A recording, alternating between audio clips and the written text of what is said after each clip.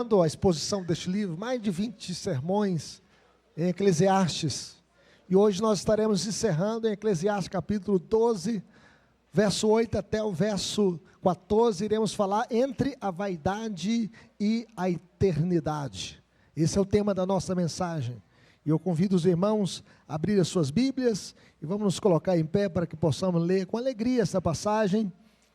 Você que está aqui na nave do tempo, você que está na galeria, e você também que está em casa acompanhando a transmissão, você que recebeu esse link, compartilhe com outras pessoas, para que outras pessoas também sejam abençoadas e sejam visitadas pela graça de Deus. Eclesiastes 12, versículo 8 até o versículo 14, diz assim a palavra de Deus: Vaidade, vaidades, diz o pregador, tudo é vaidade. O pregador, além de sábio, ainda ensinou ao povo o conhecimento. E atentando e esquadriando, compôs muitos provérbios. Procurou o pregador achar palavras agradáveis e escrever com retidão palavras de verdade. As palavras dos sábios são como aguilhões e como pregos bem fixados, as sentenças coligidas, dadas pelo único pastor. Demais, filho meu, atenta, não há limite para fazer livros, e o muito estudar é enfado da carne. De tudo que se tem ouvido, a suma é: teme a Deus e guarda os seus mandamentos, porque isso é o dever de todo homem. Porque Deus há de trazer a juízo todas as obras, até as que estão escondidas, quer sejam boas, quer sejam más. Que Deus nos abençoe. Vamos falar com Deus. Senhor, fale conosco, Deus, por meio da Tua palavra, que possamos entendê-la e aplicá-la na nossa vida. Visita os nossos corações, ó Deus, que nenhum de nós saia daqui do jeito que entrou, mas que saímos daqui cheios da Tua palavra, cheios do conhecimento do Senhor, cheios, ó Deus, da Tua presença, cheios, ó Deus, do desejo, do propósito de Te servir com fidelidade e com interesse de coração. Nós queremos entender essa mensagem, Deus, entre a vaidade e a eternidade. Toma os nossos corações nas Tuas mãos, e que as palavras do bom pastor possam estar fixas na nossa mente e no nosso coração, para que possamos viver para a glória do Teu nome. Ó Senhor, toque em cada vida. Se alguém entrou aqui frio na fé, possa sair daqui aquecido com a Tua graça. Se alguém entrou perdido, possa sair daqui salvo em Cristo Jesus. Se alguém entrou aqui na escuridão, possa sair daqui na luz, andando com Jesus, a luz do mundo. Essa é a nossa oração, no nome de Jesus, para a glória de Jesus. Amém. Podem sentar, meus irmãos. Se não houver Deus, não há juiz. Se não houver juiz, não há juízo final. Se não houver juízo final, a vida não tem sentido. Nada importa. Comamos e bebamos, que amanhã morreremos. Esse é o drama existencial retratado por Arthur Miller em sua peça Depois da Queda. O personagem Quentin afirma que viveu como se toda a sua existência fosse um tribunal. E ele procurava provar algo, coragem, amor, sabedoria, esperando um veredito final, um juízo final. Contudo, um dia ele olhou para cima e percebeu que não tinha ninguém assentado no trono, que o banco estava vazio, que não havia juiz, e restava apenas um litígio interior, um conflito existencial interminável, um desespero total. O pregador de Eclesiastes, meus irmãos, teria compreendido esse sentimento, porque ele começa o livro de Eclesiastes dizendo: vaidade de vaidade, tudo é vaidade. E a palavra hebraica revel quer dizer que a vida é um vapor, é um sopro, é como a bolha de sabão que passa logo. Assim a vida, como fumaça que se dissipa no ar. Vaidade de vaidade. Mas o livro não termina na vaidade. O livro de Eclesiastes, ele nos conduz à eternidade. Entre o vapor da existência e o trono do juízo, há uma verdade que sustenta todas as coisas. Há alguém assentado no trono, que é o reto juiz, que governa todas as coisas, e que ninguém pode escapar da sua presença. Se suba aos céus, lá estás. Se faça a minha cama no mais profundo abismo, lá estás também. Se toma as asas da alvorada, me detém nos confins dos mares, ainda lá me haverá de guiar a tua mão. E a Bíblia diz que a luz e as trevas para ele são a mesma coisa. A grande ideia desse texto, meus irmãos, é que a vida é vaidade quando vivida sem Deus, mas ganha sentido eterno quando vivida no temor do Senhor, à luz do juízo final revelado em Cristo. E ao encerrar esta reflexão, o pregador nos mostra 3 verdades que nos conduzem da vaidade à eternidade. E a primeira coisa que nós podemos observar é a realidade da vaidade. Veja o que diz o verso 8. Veja o que diz o texto. Vaidade de vaidade, diz o pregador, tudo é vaidade. Vamos dizer isso? Vaidade de vaidade, diz o pregador, tudo é vaidade. Então o livro começa e termina com essa afirmação. E a mensagem é nítida, é clara, é notória. A vida, quando observada apenas debaixo do sol, é frustrante, é transitória. Mas nós devemos olhar acima do sol. Nós devemos olhar para aquele que está sentado no trono, aquele que é o sol da justiça. Porque olhando apenas debaixo do sol, tudo parece fútil, corriqueiro, passageiro. O trabalho é vaidade. Ele pergunta: que proveito tem o homem de todo o seu trabalho, com que se afadiga debaixo do sol? A sabedoria humana é ilimitada, porque na muita sabedoria há muito enfado, e quem aumenta a ciência, aumenta a tristeza. O prazer também é insuficiente. Por mais que Salomão tivesse uma vida outrora, no passado, uma vida de muitos prazeres, ele diz: provi-me de cantores e cantoras, das delícias dos filhos dos homens, mulheres e mulheres. Ele teve 700 princesas, 300 concubinas, e ele chega a concluir: eis que tudo é vaidade, correr atrás do vento, nenhum proveito havia debaixo do sol. E ele reconhece então que pecou contra Deus, que quebrou o 7º mandamento da lei de Deus, que diz: não adulterarás. O dinheiro também não satisfaz, porque ele teve muitos recursos, ele era um homem muito rico, que vivia no seu palácio, que juntou muito ouro e muita prata, a ponto que a prata nem tinha muito valor na sua época, de tanto ouro que ele tinha. E a Bíblia diz que quem ama o dinheiro jamais dele se farta, e quem ama a abundância nunca se farta da renda. Também isso é vaidade.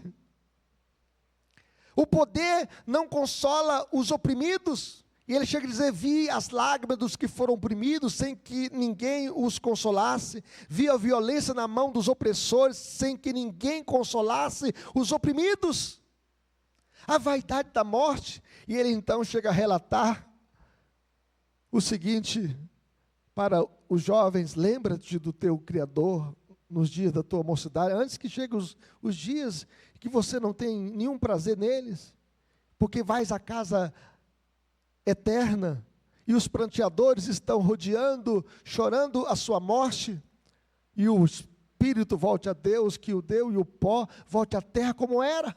A vaidade da morte: somos pó, e ao pó tornaremos. E o salmista chega a declarar que a humanidade é apenas um sopro. Eclesiastes, meus irmãos, não nega que haja alegria. Há tempo de rir, há tempo de celebrar, há tempo de saltar de alegria. Nós podemos desfrutar o pão, o vinho, o amor, ter um casamento abençoado, um prazer debaixo da bênção de Deus, mas sem Deus tudo isso se dissolve. Quando vivemos apenas para conquistas, para os prazeres ou o reconhecimento, nós experimentamos a frustração, porque nada disso faz sentido sem Deus. A vaidade é o diagnóstico honesto de uma vida sem referência eterna. E o livro então encerra onde tudo começou, enfatizando a futilidade da vida sem Deus. A vida sem Deus é fútil. A vida sem Deus não tem sentido, não tem norte, não tem luz, não tem brilho, não tem prazer verdadeiro, não tem alegria verdadeira. Este mundo que vivemos é um mundo caído, e a vida sem Deus é uma vida fútil, vaidosa, sem sentido, como a bolha de sabão. Mas em segundo lugar, meus irmãos, nós aprendemos aqui a autoridade da palavra do pastor. Veja o que diz o verso 9. Veja o que diz esse verso 9, vamos ler? O pregador, além de sábio, ainda ensinou ao povo conhecimento, e atentando e esquadriando, compôs muitos provérbios. Veja bem que Salomão, ele queria que o povo aprendesse o conhecimento, porque a Bíblia diz: o meu povo está sendo destruído porque lhe falta o conhecimento. A Bíblia diz: conheçamos e prossigamos em conhecer o Senhor. E aqui nós podemos ver que o pregador fez um livro não para confundir, mas para nos tornar mais sábios, para que possamos conhecer mais a Deus. Neste mundo, meus irmãos, confuso, nós precisamos ser guiados, nós precisamos de direção, mas não a direção de alguém que vai ler a sua mão, ou de alguém que vai apresentar um horóscopo para que você possa seguir os astros, mas alguém que vai seguir a palavra de Deus, a bússola correta, porque lâmpada para os meus pés é a tua palavra e luz para os meus caminhos. E nós podemos ver que a palavra de Deus é lâmpada, a palavra de Deus é luz para os nossos pés. E aqui nós podemos ver que o pregador Salomão, ele compôs muitos provérbios, e alguns deles estão registrados no livro chamado Provérbios. Segundo o escritor de 1 Reis, Deus deu a Salomão sabedoria, grandíssimo entendimento e larga inteligência, como a areia que está na praia do mar. E ele compôs 3.000 provérbios, 1.005 cânticos. E ele escreveu palavras agradáveis, palavras de retidão. O verso 10 diz o seguinte: procurou o pregador achar palavras agradáveis e escrever com retidão palavras de verdade. Palavras agradáveis, tudo tem o seu tempo determinado. Tem tempo de nascer e tempo de morrer. Tempo de se alegrar e tempo de entristecer. Tempo de abraçar e tempo de deixar de abraçar-se. Lança o teu pão sobre as águas. O homem não sabe a sua hora, escreveu Salomão. Ali Khamenei não sabia a sua hora, não sabia que o seu palácio seria dissolvido com uma bomba, e ele seria ceifado, depois de tantas tragédias que ele fez para o seu povo e para o mundo. E nós podemos perceber que o homem não sabe a sua hora, e aqui nós podemos ver que ele escreve palavras agradáveis, mas não basta comunicar a verdade, é preciso fazê-lo com elegância, profundidade, com beleza. A palavra de Deus é riquíssima, meus irmãos. Como diz o apóstolo Paulo, toda a escritura é inspirada por Deus e útil para o ensino, para a correção, a fim de que o homem de Deus seja perfeito e perfeitamente habilitado para toda boa obra. Palavras belas, palavras bem escolhidas, não com o intuito de fazer coceiras nos ouvidos, mas para abrir os ouvidos. Porque quem é de Deus, ouve a palavra de Deus, disse Jesus. E nós devemos ouvir a palavra de Deus, palavras de verdade. As palavras do pregador não tinham apenas o propósito de deleitar, mas de confrontar, de transformar. A palavra de Deus nos confronta. A palavra de Deus aponta o caminho pelo qual nós devemos andar. A palavra de Deus fura o nosso orgulho. A palavra de Deus quebra o nosso coração. A palavra de Deus é bela e verdadeira. Veja o que diz o verso 11. Vai aparecer aí na tela e nós iremos ler essa passagem juntos. Vamos ler? As palavras dos sábios são como aguilhões e como pregos bem fixados, as sentenças coligidas, dadas pelo único pastor. E o único pastor aqui é Jesus. O aguilhão era uma vara pontuda para guiar o boi que estava em moleza. Ele precisava de direção, ele precisava de despertamento. Então usava-se o aguilhão. Não era para matar o boi, não era para destruir o boi, mas para direcionar. Eu não sei se você já viu alguém carreando o boi, ele tem um chocalho na ponta daquele aguilhão. E ali o vaqueiro, ele chama pelo nome, e entende, e balança o chocalho.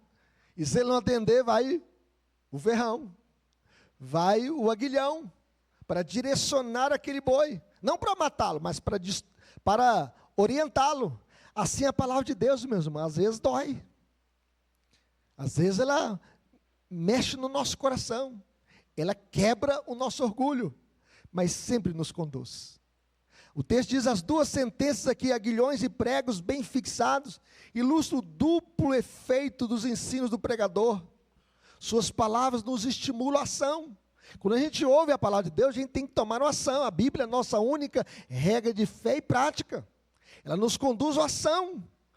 E nós devemos ser estimulados pela palavra de Deus. E essas palavras devem estar fixadas na nossa mente, na nossa memória, no nosso coração. Como diz o salmista: guardo no coração as tuas palavras para não pecar contra ti. O pastor aqui é o próprio Deus, meus irmãos, o pastor de Israel. Palavras dadas pelo único pastor. No Novo Testamento nós vemos o seu cumprimento em Cristo. Jesus diz: eu sou o bom pastor, e o bom pastor dá vida pelas ovelhas. Jesus morreu pelo seu povo. Nós somos comprados pelo sangue de Jesus, e nós devemos ouvir as palavras do bom pastor. Eclesiastes, meus irmãos, não é uma filosofia pessimista, é uma revelação inspirada. É um livro inspirado por Deus. Como afirma segundo Pedro 1:21, homens falaram da parte de Deus, movidos pelo Espírito Santo. A autoridade do ensino pregador não procede da terra, mas procede do céu. É revelação de Deus, não vem de homens, vem do próprio Deus. Deus não tem compromisso com a palavra do pregador. Deus tem compromisso com a sua própria palavra, com a sua palavra revelada. Nós vivemos uma era de muitos livros. Veja o que diz o verso 12. Vamos ler? O que diz o texto? Demais, filho meu, atenta, não há limite para fazer livros, e o muito estudar é enfado da carne. Eu tenho alguns livros na minha biblioteca que eu amo porque me ajuda. Mas eu tenho outros alguns escritores que eu tenho vontade de queimá-los. Mas eu os leio à luz da palavra de Deus. Porque a minha única regra de fé e prática não é o livro do autor tal, mas a palavra de Deus. Hoje, meus irmãos, mais de 1 milhão de livros é publicado a cada ano. É muita coisa. Todo ano, 1 milhão de livros são lançados no mercado. Por essa razão, o pregador alerta sobre o perigo de dar ouvidos aos falsos ensinos que se proliferam por meio de livros e mais livros que são publicados. Ele nos alerta que a busca incessante por sentido deste mundo, além do que já nós descobrimos nas Escrituras Sagradas, é puro enfado e canseira. E tem alguns livros que precisam ser queimados mesmo, porque nos levam para longe de Deus. Segundo o reverendo Hernandes Dias Lopes, o leitor é responsável diante de Deus pelas leituras que faz. Existem muitas pessoas que às vezes seguem os militontos nas redes sociais, que negam Deus, que negam a existência de Deus, que outrora já tiveram até assentados nos bancos como vocês estão aqui, como nós estamos, mas hoje negam Deus. Abraçaram Nietzsche, que era filho de um pastor luterano, e que morreu ateu, deu uma doença que atingiu a sua mente e morreu louco. Quando a gente olha um ateu por a gente tem sempre a atentar para o fim da vida dele. O fim da vida de um ateu é triste. É triste. Voltaire mesmo disse que a Bíblia ia ser um livro ultrapassado e ninguém mais daria sentido à Bíblia e a Bíblia seria destruída na história. A casa onde viveu hoje é uma casa de distribuição de Bíblias para o mundo. Ele morreu, mas o Evangelho continua vivo, meus irmãos. Porque passarão os céus e a terra, mas as palavras do Senhor Jesus jamais passarão. Salomão está insistindo que lê Sócrates, Platão, Aristóteles, Carl Sagan, Richard Dawkins, ou seja quem for, não vai tapar o buraco do seu coração. O único que pode preencher o vazio do seu coração é Jesus de Nazaré. O único pastor que morreu pelas suas ovelhas. Informação não salva, apenas a palavra do único pastor, o pastor de Israel, que nos conduz à vida. Cristocentricamente, meus irmãos, ouvimos em Eclesiastes a voz do próprio Cristo, que nos chama da vaidade para uma vida abundante. A Bíblia diz que o diabo veio para roubar, matar e destruir, mas Jesus veio para nos dar vida e vida em abundância. Nas palavras de Warren Wiersbe, não se pode examinar a verdade de Deus à luz de muitos livros. Antes, é preciso examinar os livros dos homens à luz da verdade de Deus.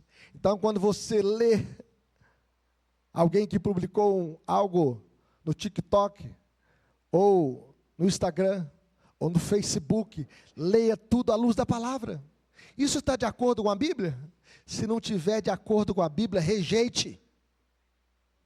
A palavra de Deus que tem que orientar a sua mente e o seu coração. É a palavra de Deus que tem que nortear a sua vida. A palavra de Deus tem que ser a sua única regra de fé e prática. Leia tudo à luz das Escrituras. Os óculos que nós olhamos para enxergar o mundo são os óculos das Escrituras. E assim, esses óculos das Escrituras nos corrigem da nossa miopia, da nossa cegueira, do nosso astigmatismo. Corrige a nossa visão. A palavra de Deus é lâmpada para os nossos pés. Ela nos orienta o caminho pelo qual nós devemos seguir. Mas finalmente, meus irmãos, a suma da vida e o juízo final. Veja o que diz o verso 3, vamos ler comigo?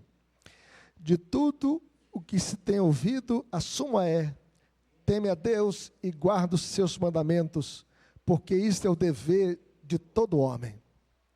Literalmente, meus irmãos, isto é o todo do homem. Em outras palavras, a essência da existência humana é temer a Deus e guardar os seus mandamentos.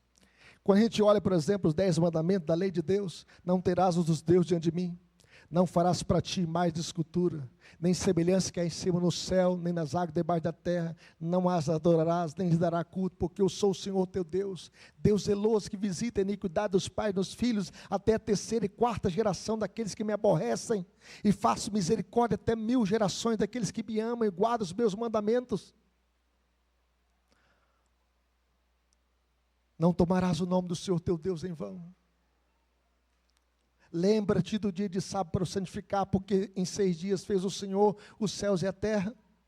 O 5º mandamento: honra teu pai e tua mãe, que é o primeiro mandamento com promessa para que te vá bem e seja longa a sua vida sobre a terra.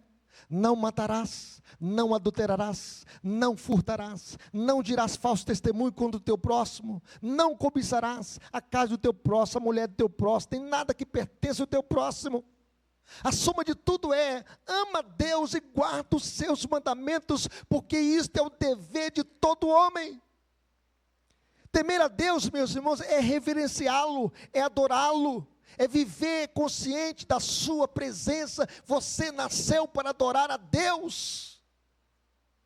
Se você não adorar a Deus, você vai adorar a si mesmo, vai adorar o seu dinheiro, vai adorar o seu cachorro, o seu gato, a sua esposa, o seu trabalho, a sua empresa.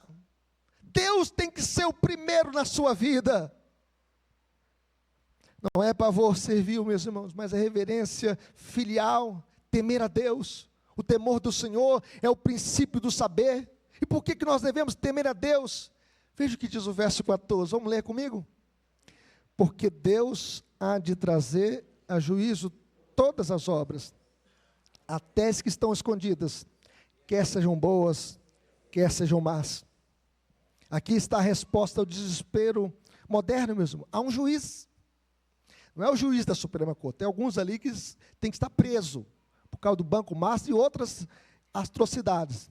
A vida aqui, meus irmãos, não é um tribunal vazio. Tem alguém assentado no trono que vê todas as coisas, que contempla todas as coisas e que é o reto juiz e que julga pela reta justiça.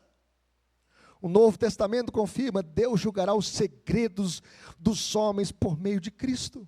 E vai julgar até os segredos, vai julgar os pensamentos, vai julgar as suas atitudes, a sua conduta, as suas palavras. Deus vai julgar todas as coisas.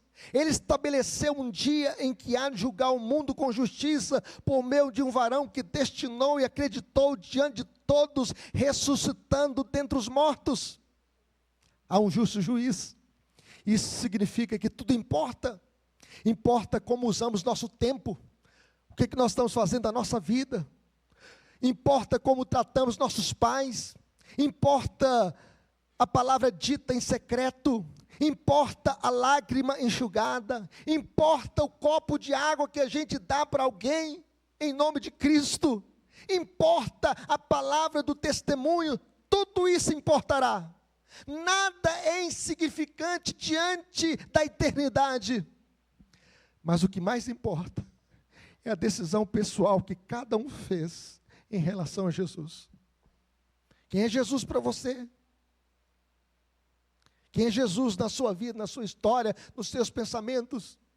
Qual decisão que você tomou diante dele, se você o confessa como Senhor e Salvador da sua alma? Se você o serve, se você entregou a sua vida a Jesus? Ele veio para o que era seu, e os seus não receberam.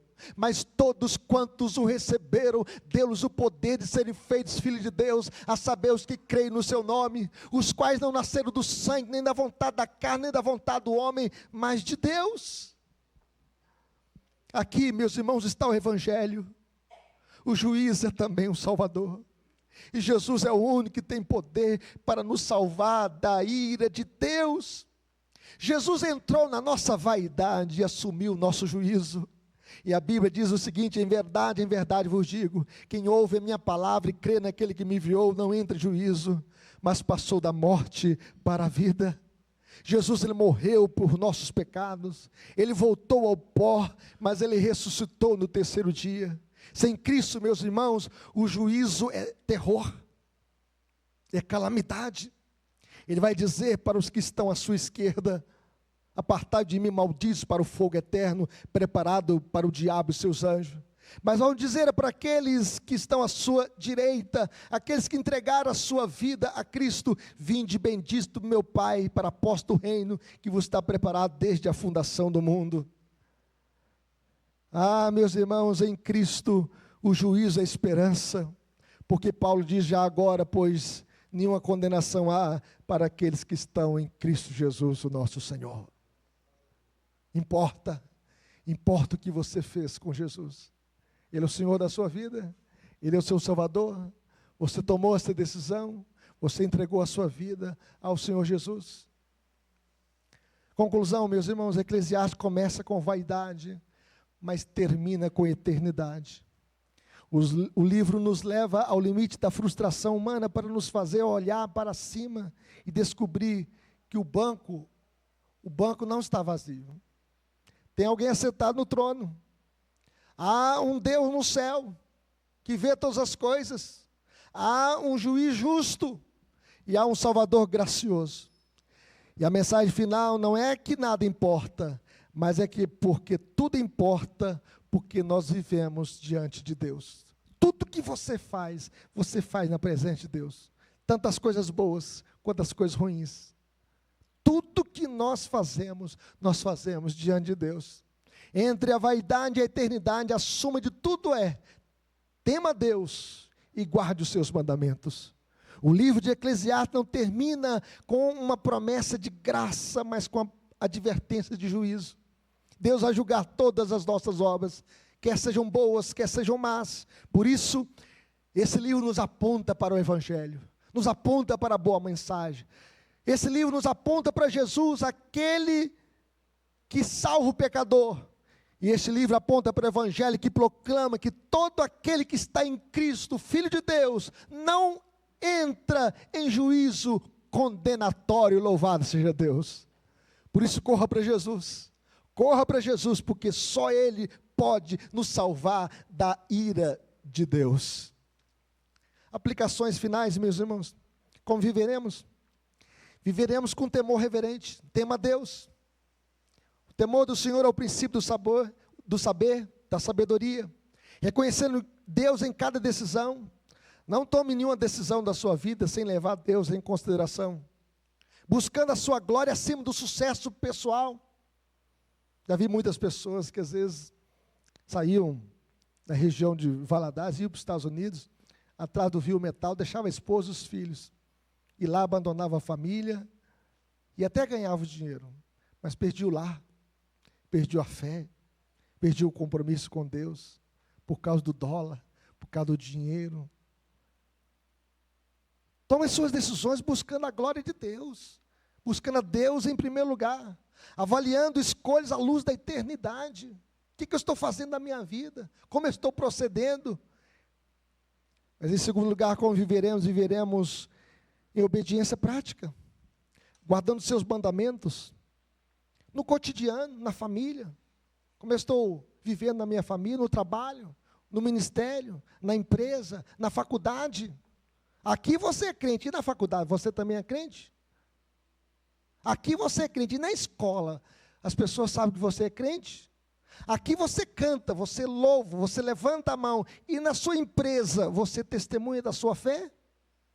A fé, meus irmãos, não é teoria, é vida submissa a Cristo, o nosso Senhor, o bom pastor, aquele que deu a sua vida por nós. Como viveremos? Em terceiro lugar, viveremos com esperança, não confiando na nossa justiça, porque quando Deus olhou do céu à terra, Ele não viu um justo sequer, só viu pecadores. Todos pecaram e carecem da glória de Deus, mas confiando na justiça de Cristo, justificados, pois, mediante a fé, temos paz com Deus, por meio de nosso Senhor e Salvador Jesus. Como cantamos o hino, que diz o seguinte: somente ponho a minha fé na graça excelsa de Jesus, no sacrifício remidor, no sangue do bom Redentor. A minha fé e o meu amor estão firmados no Senhor.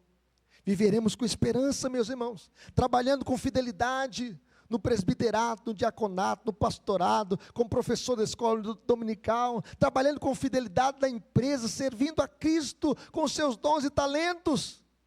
Entre a vaidade do tempo e a eternidade do juízo, meus irmãos, nós devemos escolher viver no temor do Senhor, temendo o Senhor, porque no fim, isso é tudo.